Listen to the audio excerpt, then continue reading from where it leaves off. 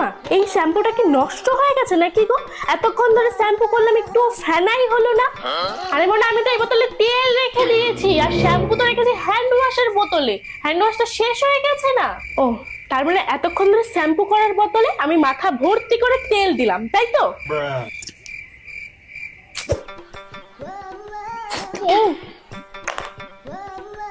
ও মা, এই বিস্কুট গুলোতে সার্ফের গন্ধ কেন বেরোচ্ছে? সার্ফের গন্ধ বেরোচ্ছে? আসলে তোর বাবা না এবার অনেক বিস্কুট এনেছে, আর এই সার্ফের কৌটোটা বড়, তাই জন্য এর মধ্যে বিস্কুট গুলো রেখে দিয়েছি। কিন্তু ভালো করে ধুয়ে নিয়েছিলাম, জানিস তো না? তুমি এগুলো কেন করো মা? এই অদল বদলটার দরকারটা কি?